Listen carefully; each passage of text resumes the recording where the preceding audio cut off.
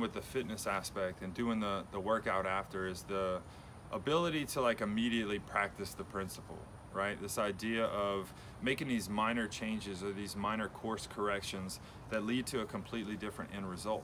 And we're going to be able to go right out to the floor in a minute and actually practice some of this stuff. So, you know, in CrossFit, the way that we do reps, the way that we learn movement is through repetition. And every one of those repetitions is doing something, right? So the more correctly we do it, the more proper our form is, the more we push our range of motion, the more flexible we'll get.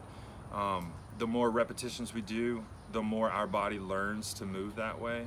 I remember when the CrossFit squat had finally like sank in, I was at Walmart and I pulled some money out of my pocket and some coins fell all over the floor. And when I went to pick them up, it was the first time that I can remember that instead of bending over to pick them up, I actually squatted down and picked them up. And since then I've seen it like all throughout my life. Maybe you guys have seen that too. Working under the sink, I'm in a squat instead of laying on my back and rolling over and stuff. But that's the idea, is that now I don't have to think squat in order to do a squat. Squat to me now is just how I pick something up off the ground. You know, it's how I get low under something. It's how I lower my body. And that's the goal. That's what we're trying to do.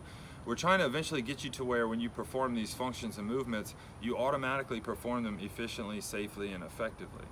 So with that said, if you're about to do a workout with 55 reps in it, then we really want to make sure that we're performing those reps as correctly as we can. If you have anything we're trying to change, you want to make sure you're focused on that change. A couple tips for this: don't try and do too much at once. Figure out what needs to happen first, what the most important thing is, and just focus on that until you get it knocked out. Now what happens a lot of times is we get frustrated because if we're trying to make a change, I'll give you a good example, to go from like a kipping pull-up to what they call the butterfly pull-up. A lot of people get frustrated because they can't get the rhythm in the workout, and so they'll just revert to their former behavior because they know they'll finish faster. But sometimes when we're making changes, we got to give ourselves a little grace. You know, we might have to give up being the fastest one out there in order to make some change that in the long run is going to make us the fastest one out there, right? So it gets frustrating at first. And I think about little things I try to change in my life, but at first it's like, God, I keep messing it up. Or man, it takes so much energy to focus on it and think about it, I'm not getting anywhere. But it always pays off if you stick with it.